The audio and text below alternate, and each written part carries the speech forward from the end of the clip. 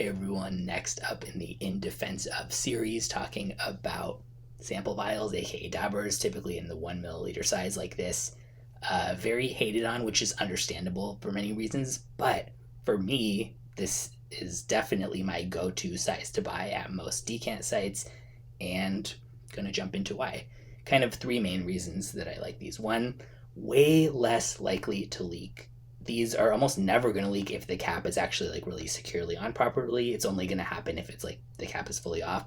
It's so easy for spray atomizers, even with like really secure shipping and taping around it and doing all this stuff, to leak. Like every place you might ever buy from can have that issue. So for me, that's just not always worth the risk.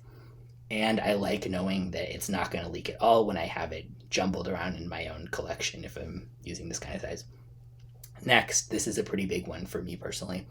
Easier to control the amount of scent in your space in the room or whatever, for a couple reasons. Like, one, if, say my wife was coming in, or if you have a roommate or something like that, you can test this very easily without it putting this big cloud into the actual space that you're in.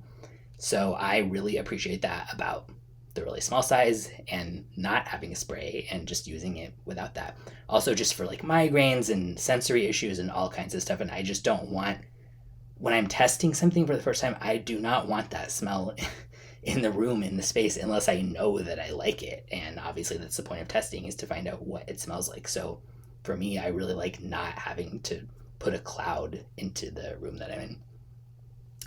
And a very big factor, and this is the reason why I've always bought them historically above all, cheaper. So, yep, on any sites, including mine for that matter, that have, the 1 milliliter dabber size and the bigger sprays, of course, the 1 milliliter size is always going to be the cheapest because you're getting the least amount of stuff with it or whatever. For me, I only need a very little bit to know if I really like it.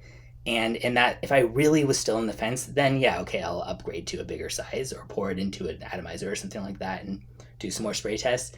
But I like to be able to get more samples in a small amount rather than have the same budget and get less in a spray. Just a personal preference. But I think one other thing is that a lot of people don't realize the different ways that you can use them. I know I sure didn't for quite a while when I started buying decants.